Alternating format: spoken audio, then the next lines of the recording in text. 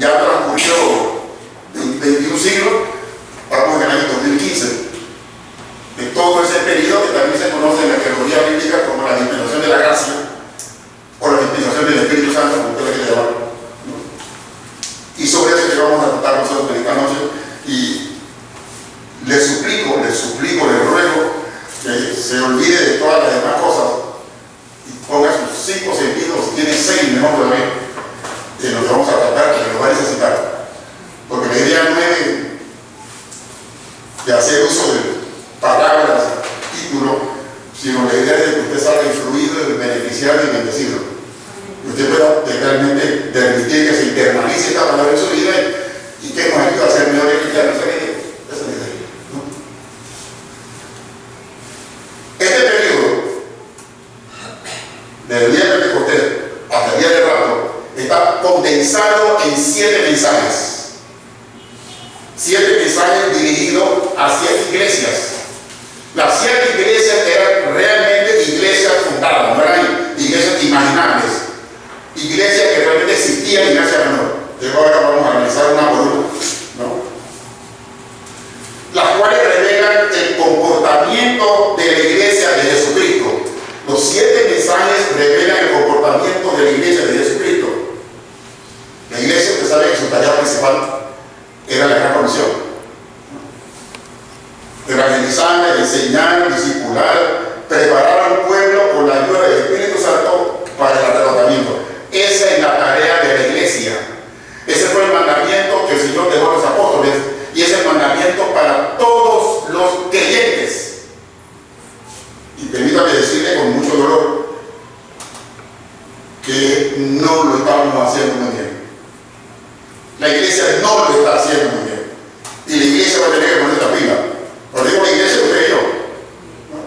A ponernos la pila, ¿no? Porque este trabajo va lento, realmente va lento, ¿no? La gente se está perdiendo y la iglesia encontrada en 4 paredes ahí cantando y gritando y la gente se está perdiendo. Pongo mucho cuidado. Estos 7 mensajes a las 7 iglesias tienen una triple connotación o interpretación. Son 7 mensajes a 7 iglesias que realmente existían, Juan las inventó, pero estos 7 mensajes tienen 3 connotaciones, 3 interpretaciones que quiero que usted la escuche y se la grabe, porque de eso depende su aprovechamiento. Si usted se desvía siguiendo, estamos hablando, pues se va a perder en cosas. 3 connotaciones, 3 interpretaciones. La primera es lo que yo llamo la interpretación local. 7 mensajes dirigidos a 7 iglesias que realmente existían. En Asia Menor, lo que hoy se conoce como Turquía. Algunas de ellas fueron fundadas por el apóstol Pablo.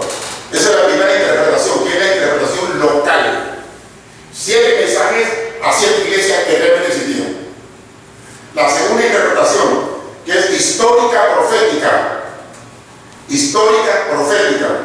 Son estos mensajes que resumen, escuchen bien, resumen los 7 períodos eclesiásticos por lo que ha pasado y está pasando la iglesia de Jesucristo. Desde el tiempo de Pentecostés hasta el tiempo del arrebatamiento, la iglesia de Cristo está pasando por 7 períodos que están resumidos en estos 7 mensajes. Esa es la segunda interpretación o connotación. Y la tercera interpretación, o la tercera connotación, que es personal, representan estos mensajes, revelan los distintos niveles por los que pasa cada creyente desde que acepta a Cristo hasta el día que se muere. 7 iglesias locales que realmente existían. El comportamiento de la iglesia a través de los siglos y el comportamiento de cada creyente desde el día que acepta a Cristo hasta el día que muere. Son 3 connotaciones, 3 interpretaciones que lo vamos a ver en cada iglesia, en cada mensaje, lo cual quiero que usted pues, lo tenga presente, porque si usted se pierde en estos detalles, pues no va a aprovechar la enseñanza. Y la idea de eso es que aprovechar la enseñanza. Okay. Como es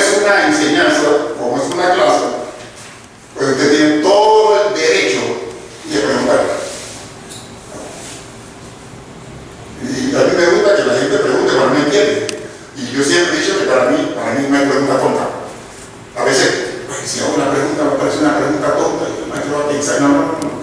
No hay pregunta tonta. Usted pregunta porque lo sabe. Usted pregunta porque no entendió. Usted pregunta porque no está de acuerdo con el maestro. Eso es totalmente aceptable. Lo triste y tonto sería que usted no preguntara y saliera allá después con la incógnita en su cabeza. Eso sí sería tonto. Entonces vamos a arrancar con el primer mensaje que está en Apocalipsis. Debe tener su Biblia abierta en el libro de Apocalipsis, capítulo 2, porque los mensajes están en el capítulo 2 y 3 del libro de Apocalipsis. Y el primer mensaje va dirigido a la iglesia de Éfeso, una iglesia real, iglesia de Éfeso fundada por el apóstol Pablo. Eso está en Apocalipsis capítulo 2, desde el versículo 1 hasta el versículo 7. La iglesia de Éfeso representa a la iglesia apostólica. No, es un término que usted conoce, la iglesia apostólica, de los 12 apóstoles, fueron dirigiendo esa primera iglesia. Esa iglesia poseía la pasión del primer amor. La iglesia poseía la pasión del primer amor. La iglesia poseía hambre por la palabra y búsqueda de los perdidos. Esa es una de las características de esa iglesia de Éfeso, que es la iglesia apostólica. En los dos primeros mensajes, usted ha leído el libro de los Hechos, en los dos primeros mensajes se convirtieron 8.000 personas. En el primero fueron 3.000 y después fueron 5.000. Usted puede imaginarse qué clase de iglesia era esa, qué clase de búsqueda de los perdidos. 8.000 personas en dos mensajes. Esa es la iglesia de Éfeso. Pero lamentablemente, a finales del primer siglo, porque esta es la iglesia del primer siglo, del siglo I, a finales del primer siglo, esa iglesia había perdido su primer amor. Capítulo 2, versículo 4. No vamos a leer todos los pasajes, porque aquí nos quedaríamos hasta las 12 de la noche. Y yo sé que usted no se quiere quedar hasta la noche, yo tampoco. El versículo 4 del capítulo 2 dice: pero tengo contra ti, Cristo hablando a la iglesia de Éfeso. Ya le di la característica de esta iglesia: su profundo amor por las almas, por la palabra, una iglesia ardiente en el espíritu. Pero al final del siglo primero, esta iglesia había menguado en su primer amor. Y dice en el versículo 4: pero tengo contra ti que han dejado tu primer amor. A lo largo de toda la historia de la iglesia, ha habido iglesias que llegaron a perder su primer amor. Les dije que cada mensaje tiene 3 connotaciones. Primero fue dirigido a la iglesia de Éfeso, que perdió. Pero ha habido iglesias a lo largo de la historia de la iglesia, han habido iglesias que comenzaron con ese mismo fervor de la iglesia de Éfeso. Y en el camino llegaron a perder su primer amor. Ya no es una iglesia conquistadora, ya la iglesia más bien se ha convertido en algo ceremonioso, algo ritual. Bueno, vamos al culto porque nos toca ir al culto. Vamos el domingo a la clase dominical porque nos toca ir. Y llegamos a la iglesia y oímos al pastor que sobre qué predicó sobre tal. Bueno, bien, cerramos la Biblia, llegamos a la casa, respondemos hasta el domingo siguiente. A eso se han convertido muchas iglesias a lo largo de la historia de la iglesia. Y la otra interpretación, que han habido creyentes que comenzaron con fervor, con ímpetu, comenzaron con un ardor tremendo. No, yo recuerdo años atrás aquí en Panamá, muchos años atrás, 30 o 40 años atrás, donde los jóvenes salíamos todos los fines de semana, en los buses, en los malls, en la parada. Era una cosa que agarrábamos en la calle, tenían que oír de Cristo, quisieron o no quisieron. Eso nos ha perdido. Eso me guarda. Porque hay creyentes, individuos creyentes, que han perdido su primer amor, tal como le pasó a la iglesia de Éfeso. Esa pasión que se sentía, que llevamos a hacer, no vamos a analizar las razones, posiblemente han habido razones, adversidades, qué sé yo, en el camino, que nos han hecho desviar la mirada de Cristo y le hemos puesto en otra cosa. Y cuando usted quita la mirada de Cristo, mire, hermano querido, y la pone en otra persona o en otra cosa, usted es candidato a perder su primer amor. Es como ese fogón ardiendo que de pronto la brasa ni siquiera el humo. Así han quedado muchas iglesias referente a la iglesia de Éfeso. Y ese es el primer mensaje. El segundo mensaje es dirigido a la iglesia de Esmirna. Capítulo 2, va del versículo 8 al versículo 11. La iglesia de Esmirna. Esmirna, la iglesia de Esmirna representa a la iglesia perseguida, la iglesia sufrida, duramente perseguida por los emperadores romanos. Ese es el periodo, ¿qué recuerdo de esta película? Donde la época esa de los cristianos, el César que los mandaba en arena, que tiraba los leones y los gladiadores, ese es el periodo de la iglesia de Esmirna. Esa iglesia sufrida, perseguida por todos los emperadores. Pero la iglesia soportó la persecución, inclusive por la muerte muchas veces. A esta iglesia, si usted lee bien, como lo va a tener que leer, espero que lo lea bien, detenidamente, no hay ningún reproche a esta iglesia. A todas las demás iglesias, excepto esta y otra que trataremos, tenían reproche. A Éfeso le dijo, tengo algo contra ti, que has llegado por mi amor. Y usted lo va a ver a lo largo de todos los mensajes un reproche, pero la iglesia de Esmirna no hay reproche, porque es la iglesia sufrida, la iglesia perseguida, ¿no? Y para muestra un botón, no sé si usted ha oído hablar acerca de los obispos de esta iglesia, el obispo Crisóstomo, que fue obispo de la iglesia de Esmirna. Era un anciano de 85 años, cristiano, esos cristianos, como se dice, de hueso colorado. Y por ser cristiano de hueso colorado, pues, estaba preso. El emperador de ese tiempo, que era Roma, lo había puesto preso, le había quitado todos sus bienes, sus familiares estaban presos, en fin, era un hombre que... Y a los 85 años, en una celebración de esas en la arena, en el Coliseo romano, lo sacaron de la cárcel y lo pusieron en el centro de la arena. Y el César de su tribuna ya le dice, Crisóstomo, te voy a dar una oportunidad última de que tú reniegues de Cristo y eres libre y te devolvemos todos tus bienes de posesión. Y el anciano de 85 años levantó la cara y miró.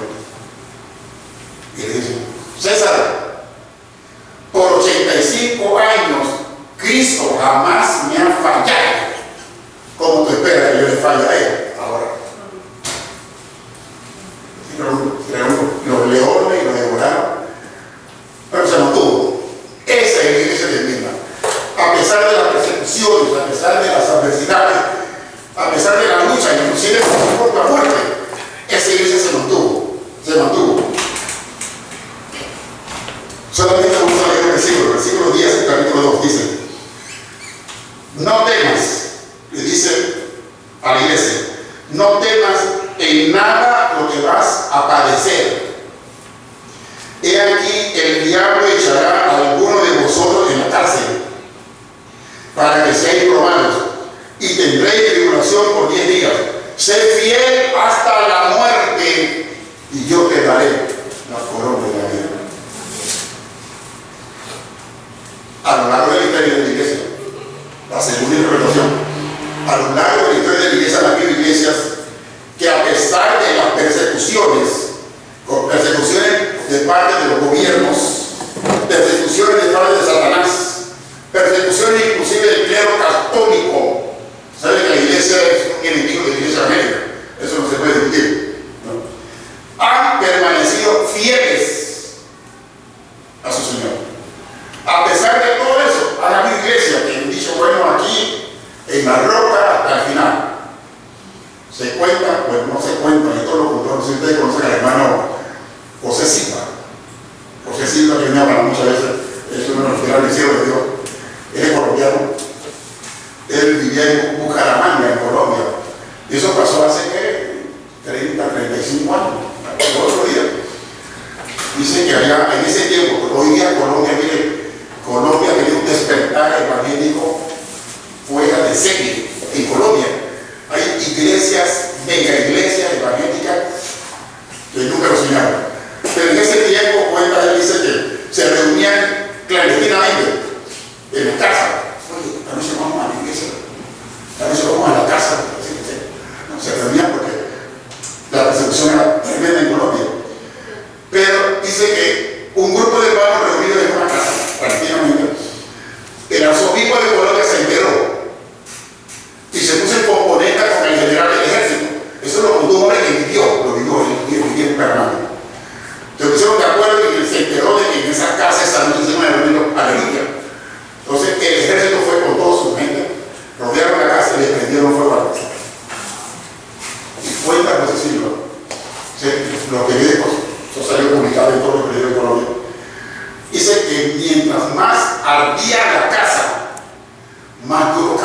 creyentes, especialmente los niños. Cantaron con más fuerza, pero todos se quemaron, pero nadie salió huyendo. Esa es la iglesia de Esmirna. Y han habido iglesias a lo largo de la historia que se han mantenido firmes y fieles a pesar de la persecución. Igualmente han habido creyentes, la tercera interpretación, creyentes que han sufrido persecuciones de la familia. No sé si usted la ha tenido, pero a veces su propia familia, te convertiste, ahora aleluya, y el papá o la mamá, quién sabe qué un tiempo, persecuciones de la familia, en el trabajo, persecuciones de la sociedad, y a pesar de todo eso, han permanecido fieles al Señor. Esa es la iglesia de Esmirna. Esa es la iglesia de Esmirna. Sé fiel hasta la muerte y yo te daré la corona de la vida. Yo sé, sí, mira. En la primera iglesia, de Éfeso. Dice en el capítulo 6. ¿Capítulo? Capítulo 6. 6. No, entonces, versículo 6. Dice, pero tienes algo a tu favor que no soportan las obras de los nicolaitas, las cuales tampoco yo soporto. Sí, había una secta en la iglesia. Lamentablemente, Nicolás era un diácono de la iglesia. Pero de esos creyentes que se les llena la cabeza de qué sé yo, de qué bichos, ¿no? Y él estaba perturbando el comportamiento de la iglesia. Y eso fue una de las causas por la que contribuyó a que la iglesia de Éfeso menguara en la grabación. Digo, hay muchas cosas que se filtran en la iglesia. Ustedes son una iglesia nueva. Y no quiero profetizarle nada, pero quiero que sepan que habrán situaciones de adversidades que se van a querer filtrar, ¿no? Y usted tiene que orar por eso. Tiene que orar por él, por su esposa, por su hijo, tiene que orar por él. Porque si en la mente de ese hombre cae un gramo de esa maledicencia, yo lo sigo por ustedes. Porque si la cabeza se daña, no se daña. Así que ahora hay mucho por favor. Porque las adversidades vienen.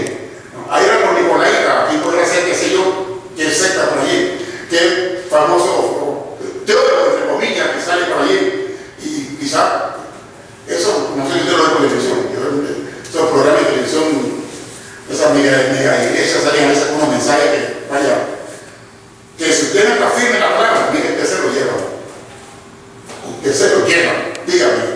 Y el caso de los nicolaitas, más que todo, era una doctrina que propulsaba más que todo la rebeldía. ¿Sí? O sea, no manejaban la jerarquía ministerial. Por ejemplo, en el caso de los obispos o apóstoles, ellos no aceptaban esa jerarquía o ese mandato jerárquico que existía en la iglesia. Eran rebeldes, en otra palabra. Eran rebeldes. Entonces seguimos con la iglesia, la tercera iglesia, el tercer mensaje. Y estamos claros hasta aquí. Que es el mensaje a la iglesia de Pérgamo. La iglesia de Pérgamo. Repito, no era la iglesia que Juan está inventando. Eran iglesias que realmente existían en Asia Menor, ¿no? Que están representando todas las demás iglesias. Capítulo 2, desde el versículo 12 al versículo 17. Pérgamo era el centro de la más grande corrupción doctrinal. La ciudad de Pérgamo. Se mezclaba la fe con doctrinas carnales y mundanas, de fornicación e idolatría. Pues lo voy a repetir. Era el centro de la más grande corrupción doctrinal. Mezclaba su fe con doctrinas carnales y mundanas de fornicación e idolatría. No era fácil, mire hermano, quizás hoy día pues, lo vemos fácil, pero en esos tiempos no era fácil fundar una iglesia. En esos tiempos no era fácil. Porque había toda clase de herejía, de doctrina, de cuestiones, y todo el mundo se creía que eran doctores de la ley, y se podía meter y decir, no, las cosas no son así, las cosas son asadas, y no es así, y se formaba la polémica. Cuando usted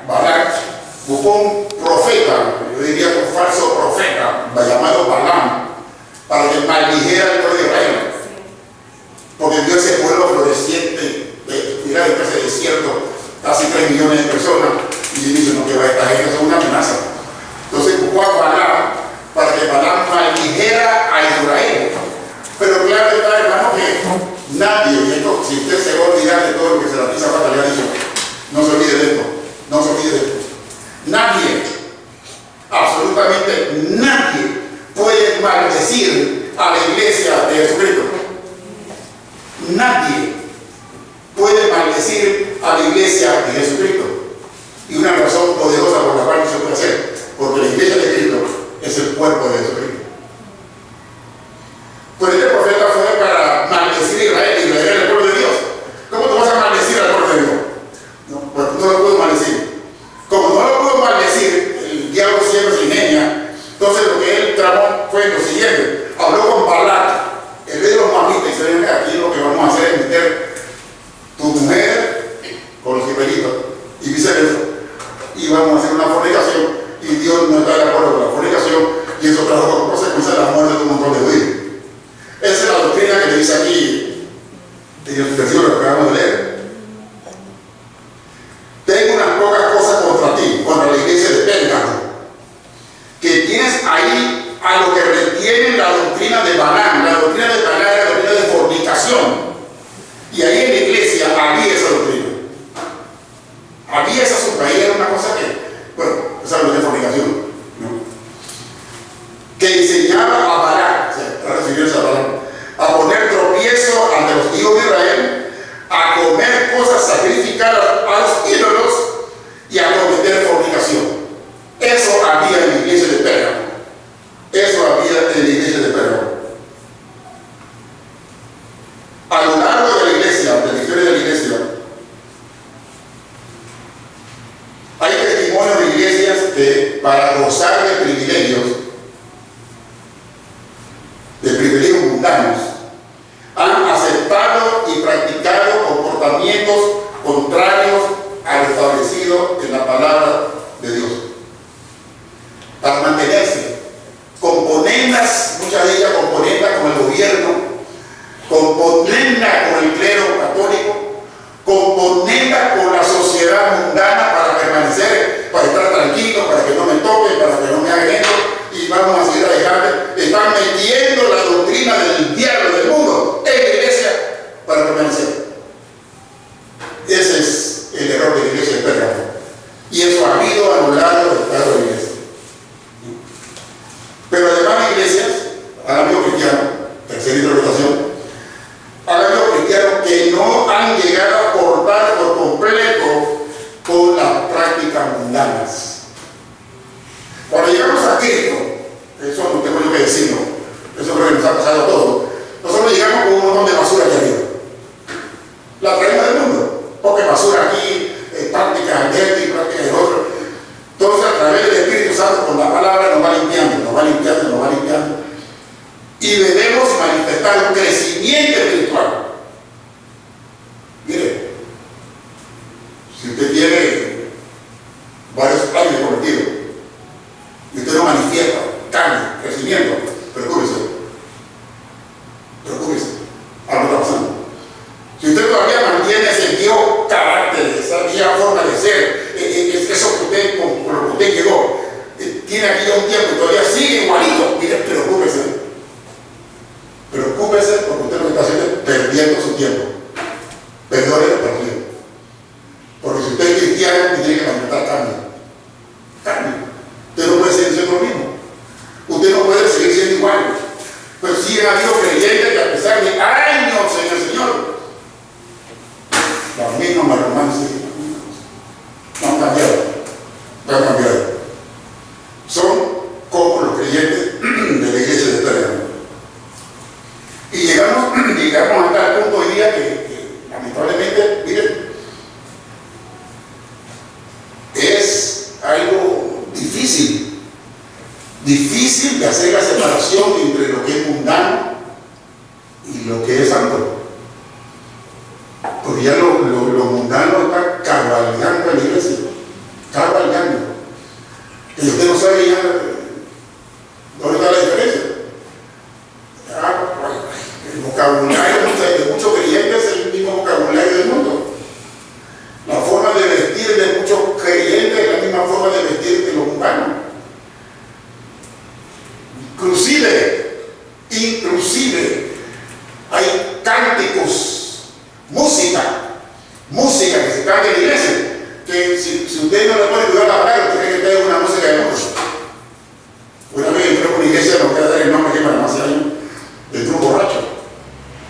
Y estaba la cosa prendida ya con esos poros fogosos que los ponen remeñarse ahí en el borracho del tronco. Si este uno, y fue un juego para él, para mí. Lo hubiera tenido que sacar. Porque hay música, mire, pero usted sabe de qué hablo, pero tenemos que hacer la diferencia. Tiene que haber diferencia. Cuando usted la vea en el trabajo, eso ya trae. Esa joven no iba a la demás. En su universidad, en su colegio, que acá no.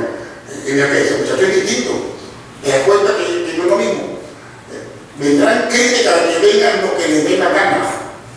Lo importante es que usted esté bien como Dios. Eso es lo más importante. Lo más importante. Pero las cosas se están confundiendo de tal manera que uno no sabe si es cristiano o es mundano. Esa es la iglesia de Pérgamo. Pero seguimos. El siguiente mensaje es dirigido a la iglesia de Tiatira. La iglesia de Tiatira. Capítulo 2, desde el versículo 18 al versículo 29. Aquí hay algo sorprendente, algo que realmente es difícil de entender. Yo voy a leerles aquí un par de versículos.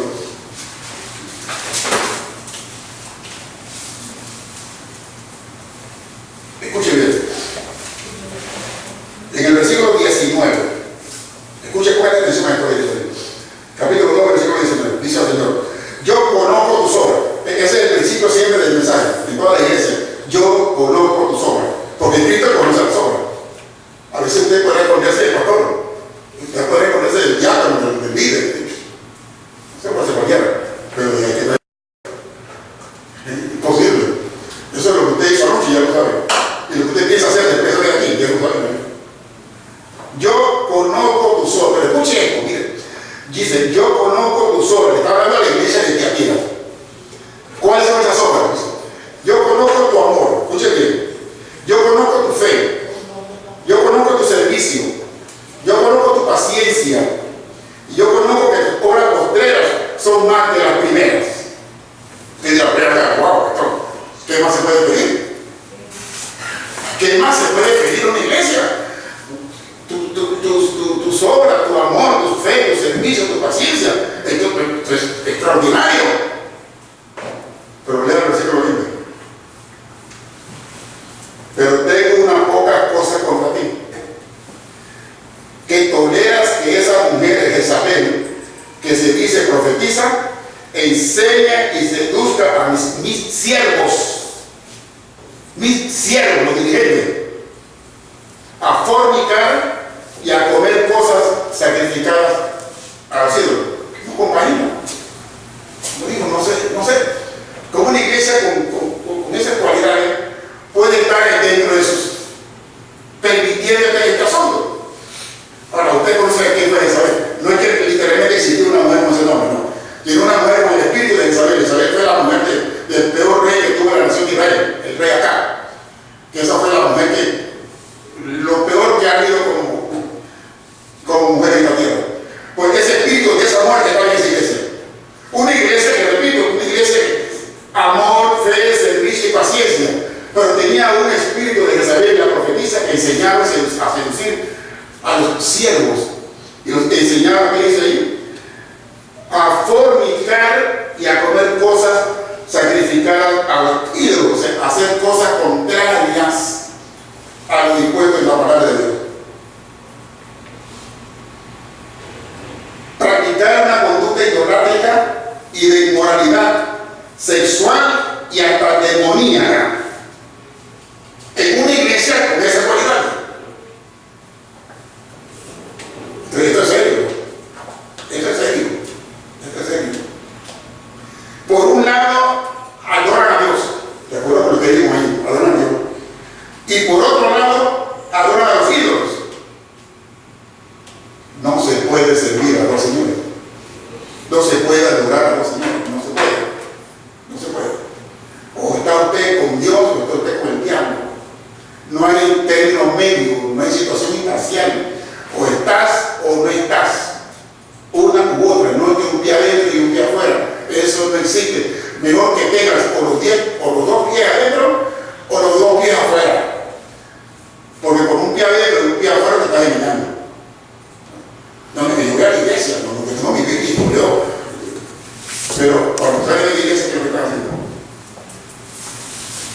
Solamente tú lo sabes. Y han habido a lo largo de la iglesia muchas iglesias que se han autodenominado cristianas,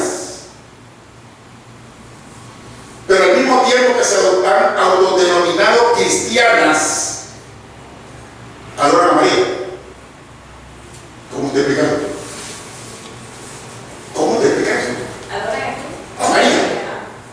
Son cristianas, adoran a Jesucristo, pero al mismo tiempo adoran a María. ¿Cómo te puede, con qué se come eso? ¿Con qué se come eso? Y se llaman iglesias cristianas, ¿no? Y tienen a María como centro de adoración. Tienen la Biblia, pero estudian otro libro que no sea la Biblia. Y quien realmente los dirige es otro libro que no es la Biblia. En esto vi algo en la iglesia. Yo asisto a la iglesia Casa de Oración Cristiana, allá en Santa Elena. Y yo vi algo que es espeluznante. Bueno, no me sorprendió del todo porque yo sé la doctrina católica cómo anda. Dice la que predicó, dice que sale en el periódico se llama Mi Diario, hay un periódico que se llama Mi Diario, y ahí salió publicado, ella lo leyó del periódico, una declaración del Papa Don Francisco, donde él negaba la existencia literal del infierno. No sé si usted lo ha leído. Sí. Ella lo leyó. O sea, se lo voy a leer del periódico, no lo estoy inventando yo. Del Papa Francisco, negando que literalmente existiera el infierno, que eso no existe, y otra cosa más, otro disparate. Entonces yo comentando con los hermanos, después como digo, el mismo se está contradiciendo. Porque ellos nos dicen que cuando la gente muere va para el purgatorio. Y no dicen que después de que está en el purgatorio, ellos dicen misa. Usted sabe eso, ¿no? Misa, novenario, como le llaman la misa, para sacar a ese del purgatorio para que no vaya al infierno. Entonces, si el infierno no existe, ¿qué es lo que están haciendo a la misa? ¿No tiene sentido? Pero sin embargo, lo llamamos iglesia cristiana, pero estamos comulgando. Usted ha oído esto cuando eran los carnavales, que lo que es, mire, a mí me da es asco. Y lo oí de varios arzobispos hermanos. Vaya a los carnavales y disfrute sanamente. Usted puede disfrutar carnavales para no sanamente. Y después de eso, venga el miércoles, le ponemos la ceniza en la frente y por todo y cuando nuevo. Esa es la iglesia de Tiatira. Hay cristianos, igual que los mencionados en Pérgamo, como ahora aquí en Tiatira, que son cristianos, al menos dicen ser cristianos, pero no se atreven a salir a la calle si primero no consultan con el horóscopo. Eso creo que sale, no sé qué creemos, sale en el periódico. Y ese cristiano, entre comillas, no sale de su casa hasta que no busque a ver qué me dice el horóscopo para el día de hoy.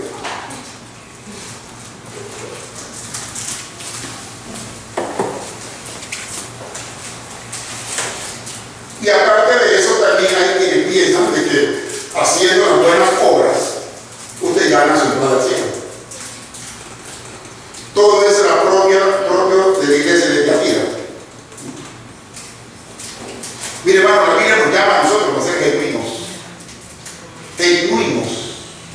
íntegros, de una sola pieza, que nuestro sí sea sí y que nuestro no sea no.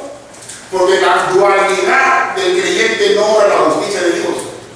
Cuando usted está convencido de lo que este libro dice y usted lo quiere practicar, hombre, sí. Y cuando no está de acuerdo con lo que está pasando, diga no. Sepa decir no y sepa decir que sí. Aunque eso nos cueste quizás hasta un puesto en el trabajo. Bien. Usted no tiene por qué obedecer al gerente a decir una mentira. Ay, hermano, pero es que si no digo lo que la gente dice, le puede votar.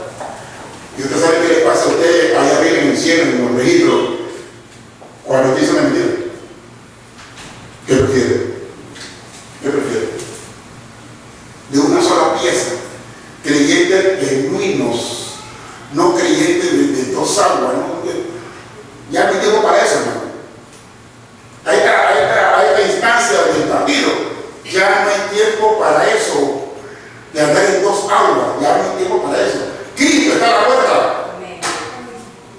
En serio. Las señales que usted ve todos los días, Cristo está anunciando, vengo ya, estoy viniendo ya. Y estamos todavía acá jugando. Que Dios nos ayude. Que Dios nos ayude. Pero vamos a seguir con nuestro quinto mensaje, que es el mensaje a la iglesia en Sardis. Yo está en el capítulo 3. La iglesia en Sardis, capítulo 3, del versículo 1 al versículo 5. Es la iglesia que tiene nombre de que vive y está muerta.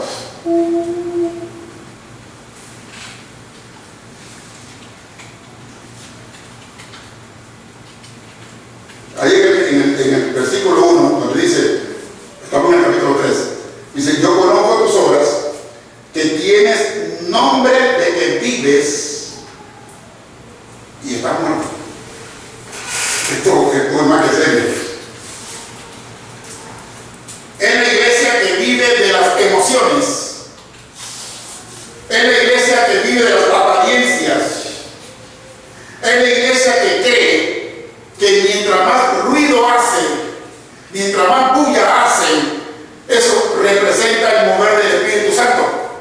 Mientras más gente se cae del piso, mientras más gente grita, mientras más gente se exalta, eso revela que el poder del Cristo está ahí. Y eso es totalmente falso. El Espíritu Santo no está ahí. Eso no quiere decir que él está ahí.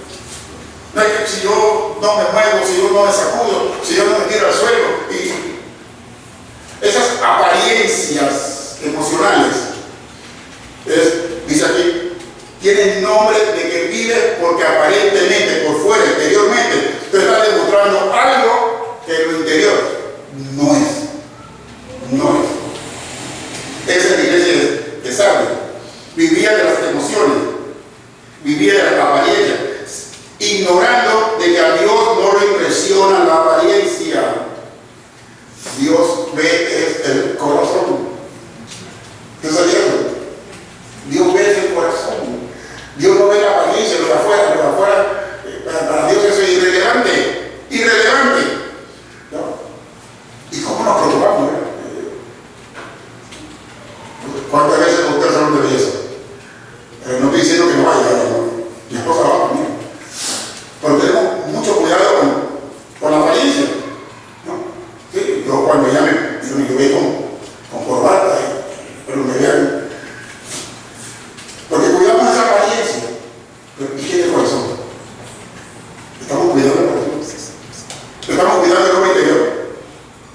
Lo estamos alimentando bien. Porque el exterior se alimenta con poroto y carne y patacones. Pero el interior se alimenta con la palabra. ¿Está usted estudiando la palabra? ¿Está usted orando al Señor todos los días? Usted las 24 horas del día, usted tiene un periodo de tiempo donde es usted y él solamente. De eso se trata. De eso se trata. No es quien grita más. No es quien baila más. No es quien más danza más. No es quien. Ahora está la moda esa de esa no sé, pero no quiero hacer críticas, no quiero ver, no sé porque no sé, o mi marido no sé, que no sé, pero he visto que no sé si el pastor no está tumbado aquí alguien.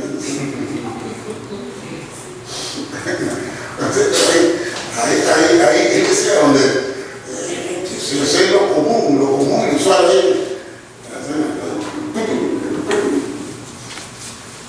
¿Qué pasó ahí? Yo no sé.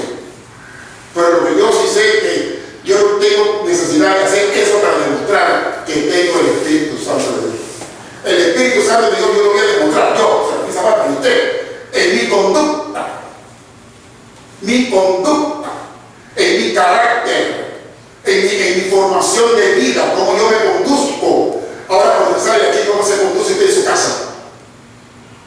¿Cómo le habla usted a su mamá, a su papá, a su hermano, a su esposo que está casado? ¿Cómo le habla usted a él? ¿Cómo se conduce usted en su trabajo? ¿La tiene como una persona recta, íntegra, correcta? Esa es la demostración de que usted tiene el Espíritu Santo. No de que resaltó en la iglesia. Esa apariencia estaba en la iglesia de Sardis. Dios espera perfección de esta iglesia, pero no la encontrado.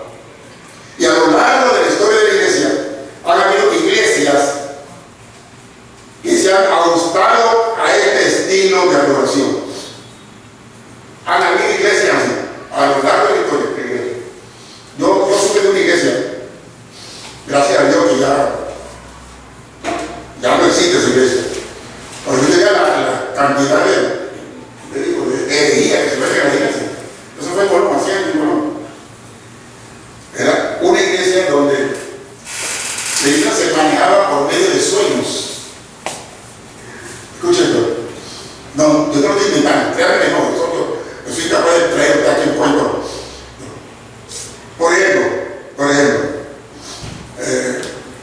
mi hermana que querida, que la aprecio bastante, digamos que ella, usted es soltero todavía, ¿verdad?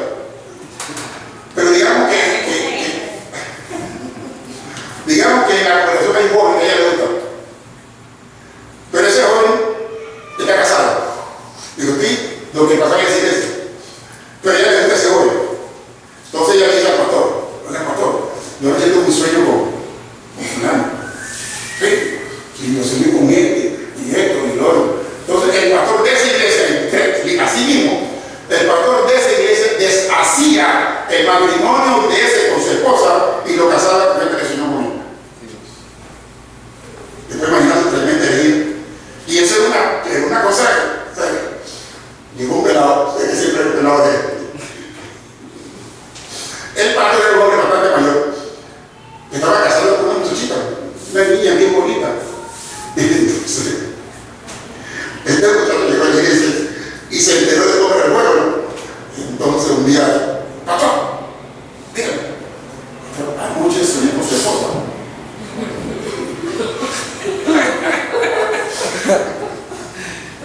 ¿Con quién? Con su esposa. ¿Con mi esposa? Sí, pastor, soñé con ella y con él. Eso fue lo último que se hizo en la iglesia. Hermano, esto fue realidad, esto fue una cosa que allá en Colombia se hizo un escándalo. Y cuántos cristianos no hay que aparentan, pero no son. Aparentan. Usted lo ve con una Biblia más grande que cualquier otro libro. No, usted lo oye conversando. Mire, yo no sé de qué le estoy hablando. Cristiano, porque usted conversa y dice, wow, estoy frente al profeta Elías. Y cuando usted escudriña su vida, puro timbal que resuena el símbolo relativo. Hay cristianos así, hay cristianos así. Nuestro sexto mensaje, que es el mensaje a la iglesia de Filadelfia, capítulo 3, del versículo 7 al versículo 12. Esta iglesia, igual que la iglesia de Esmirna, no tiene reproches. Usted ahí no va a encontrar ningún reproche. Le dice igual que además yo conozco tus obras. Y es la iglesia que aunque no tiene mucha fuerza, porque lo dice en la porción, no tiene mucha fuerza, ella descansa, reposa sobre la palabra de Dios. Ella misma no tiene fuerza, pero ella descansa sobre la palabra de Dios. Es la iglesia evangelística. Es la iglesia que se preocupa por los perdidos. Es la iglesia que se preocupa por la enseñanza de la palabra de Dios. Yo sé y me complace mucho saber que ustedes aquí le dedican tiempo a la enseñanza de este libro. Porque esto es muy importante. Usted tiene que conocer este libro. Porque este es el libro que es la norma de fe y conducta suya. Este es el libro que le va a indicar su comportamiento, si es agradable delante de Dios o no. Este libro, no hay ningún otro manual, es este libro. Así que usted tiene que conocer este libro para saber cómo está usted delante de Dios. La iglesia de Filadelfia es una iglesia que descansaba sobre la enseñanza de la palabra de Dios. El versículo 8, creo que es, estamos en el capítulo 3. versículo 8, dice: yo conozco tus obras, he aquí he puesto delante de ti una puerta abierta, la cual nadie puede cerrar. Usted sabe que cuando Dios abre, nadie cierra. Y también cuando Dios cierra, nadie abre. Porque aunque tiene poca fuerza, has guardado mi palabra y no has negado mi nombre. Esa es la iglesia de Filadelfia. Esa es la iglesia que va a ser arrebatada. Esa es la iglesia. La iglesia que se va a mantener fiel hasta el final. No con fuerza humana, porque no es con fuerza humana, no es con ejército. Es con la fuerza del Espíritu Santo.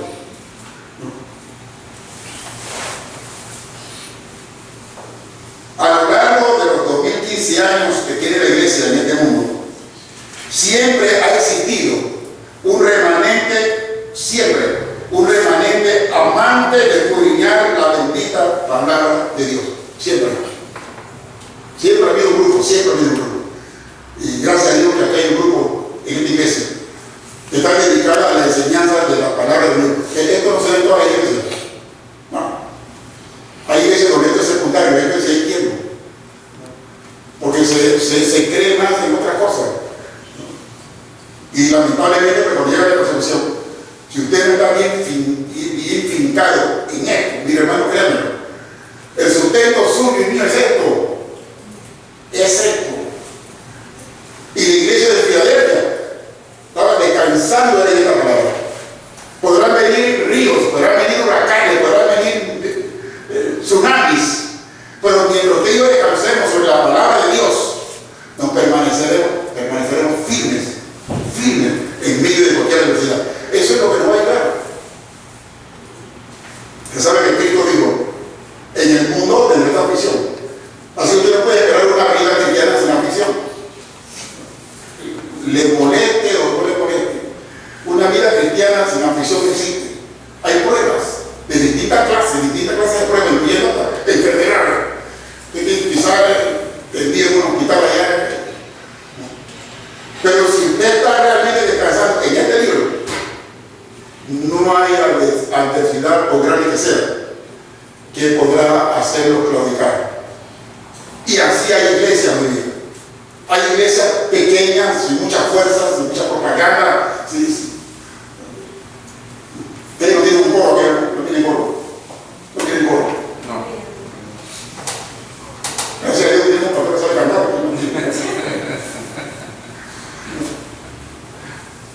Pero de eso no se trata. No se trata. Hoy día estamos en el tiempo de la mega iglesia, y la iglesia que realmente es una monstruosidad. Pero de eso no se trata. Realmente están los fieles de esa iglesia descansando en la palabra de Dios. Eso es lo más importante. Y sí hay cristianos todavía hoy día que están descansando en la palabra de Dios. No es la gran mayoría, realmente, lamentablemente, no es la gran mayoría. Pero sí hay un remanente que está en eso. Y es se lo digo porque mi ministerio ha sido enseñar la palabra de Dios hace mucho tiempo. Y yo me he dado cuenta de que hay muchos creyentes, que no conocen este libro. Lo tienen hace años, pero no lo conocen. Pero si hay un grupo, vuelvo y repito, no es la gran mayoría, pero si hay un grupo que lo conoce, lo vive y sabe que su vida como cristiano depende de lo que diga este libro.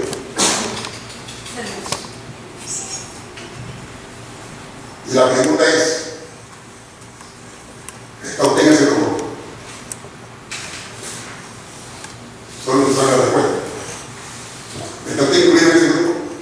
De lo que tienen de este libro, de lo que en el día han sacado un momentito para leer este libro. Porque como estamos en estos tiempos, en una confusión tremenda del trabajo y de esto y lo otro, y todo el mundo lleno de confusión. Ay, bueno, pero yo no tengo tiempo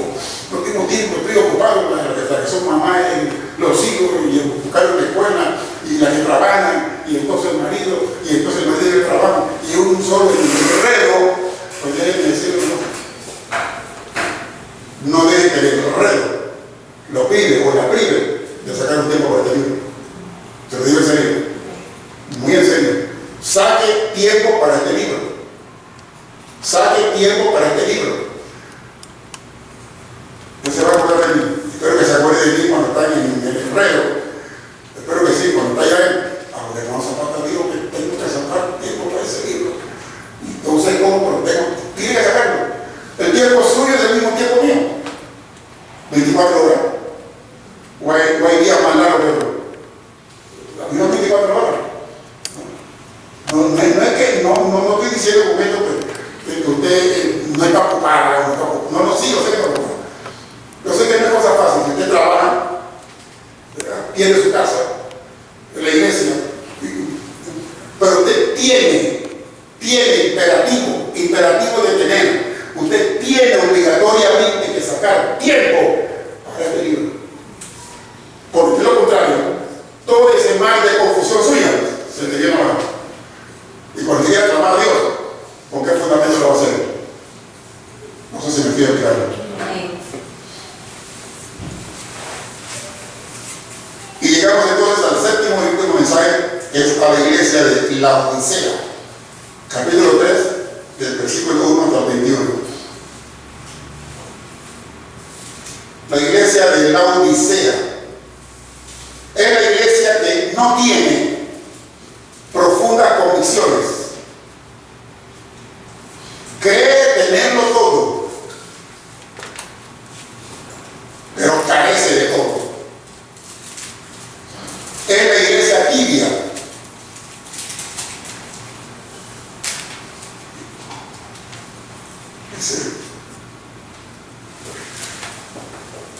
Versículo 17 del capítulo 3. El 15. Yo conozco tus obras, que ni eres frío ni caliente. Ojalá fueses frío o caliente. Pero por cuando eres tibio y no frío ni caliente, escucha lo que le dicen, te vomitaré de mi boca. Eso es serio. Eso es serio. Versículo 17. Porque tú dices, oiga la presunción de tu iglesia, tú dices, yo soy rico y me he enriquecido y de ninguna cosa tengo necesidad. Sí, es posible. Es posible. Eres una iglesia rica. Eres una iglesia que está ahora mismo quizás en el mejor edificio de Panamá. Eres una iglesia que tiene los miembros más pudientes de la sociedad panameña. Es posible. Es posible que sea una iglesia con el mejor coro que hay en Panamá. Es posible que tenga los mejores instrumentos musicales que puedas comprar en Panamá. Es posible. Y eso te hace sentir que estás en la cima. Y no sabes que tú eres un desventurado, eres un miserable, eres un pobre, eres un ciego y eres un desnudo. Con todo lo que tú dices que tienes, porque realmente lo tienes. Mira lo que tú eres. Un pobre, desventurado, un desnudo y por ti lleno de ignorancia. Pero otra cosa más. Esta iglesia no se ha dado cuenta, y esto es bastante triste. Escuchen bien. Esta iglesia no se ha dado cuenta, usted lo puede leer en el versículo 20, de que el Señor Jesucristo no está adentro de la iglesia, está afuera. La iglesia tiene todo lo que tiene de todo eso, esplendor y qué sé yo, de equipo de video, de todo lo tiene. Pero Jesucristo está allá afuera. Ahí lo dice, ¿no? He aquí, yo estoy a la puerta y llamo. Si está a la puerta llamando, pues está afuera. Eso es obvio. Déjame entrar. Déjame entrar, que supuestamente esa iglesia es mía, déjame entrar, está afuera. Y yo pregunto entonces, adentro que está gobernando.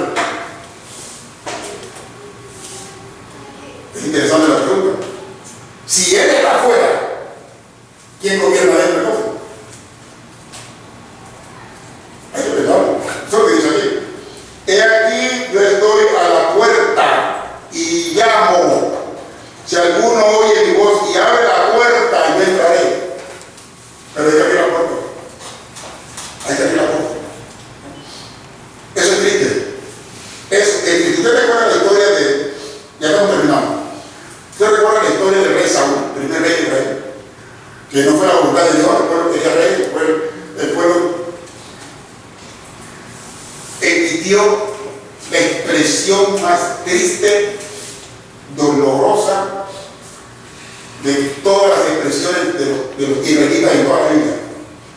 Cuando le dijeron a Samuel, queremos un rey por las demás naciones. ¿Usted recuerda esa historia? Que Samuel lloró toda la noche. Y yo le dije, hey, Samuel, tranquilo.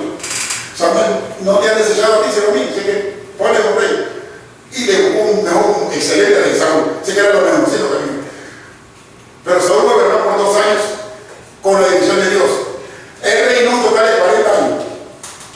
Pero 2 años con la diligencia de Dios. Pero Saúl le falló a Dios. Y gobernó 38 años restantes fuera de la voluntad de Dios. Y él no se había enterado que Dios no estaba con él. Eso es triste. Eso es triste. Esta iglesia de la Odisea tiene sus proyectos, y sus eventos, y todos los fines de semana tiene eventos, y no se ha dado cuenta de que Cristo está afuera.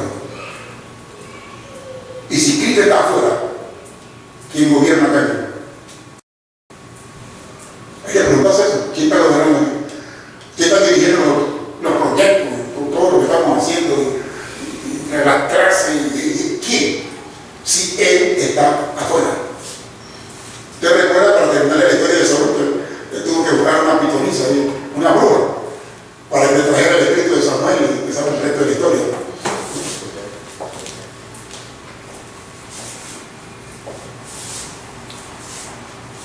Pero no todo está perdido. Puede darse la situación que en efecto se está dando. Y se ha dado a lo largo de la historia de la iglesia. Eso no lo niega nadie. Pero no todo está perdido. Miren lo que dice en el versículo 18.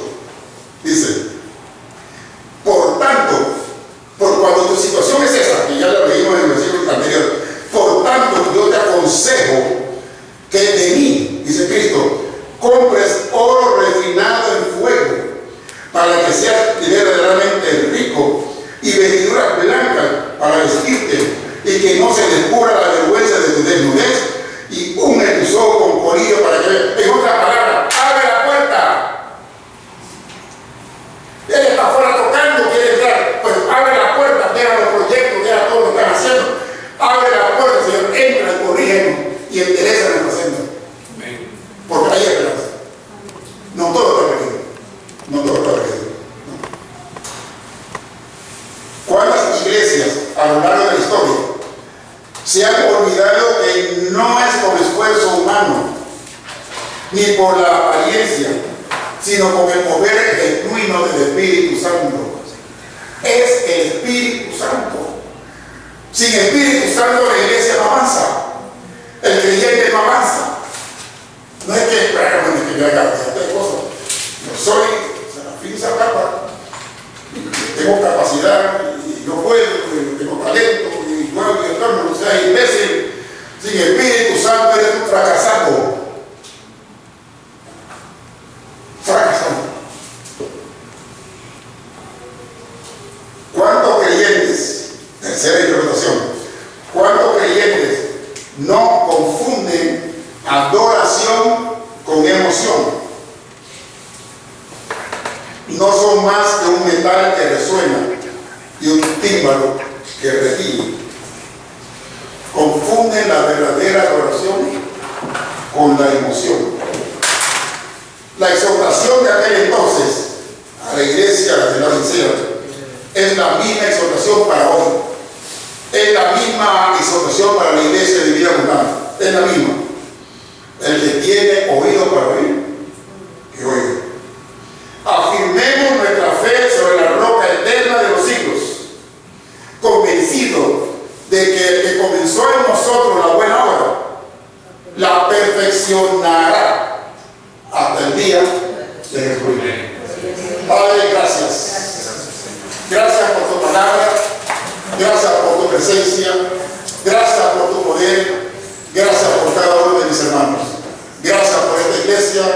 Señor, yo te pido que tú nos mantengas, oh Dios eterno, sobre la plataforma de tu palabra, y que por nada ni por nadie, Señor, se desvíen y tomen otro sendero. Bendíceles, guarda, Señor, al pastor de la misma y a cada uno de los líderes bendición del cielo. Te lo pido en el nombre de Jesucristo y gracias por tu palabra.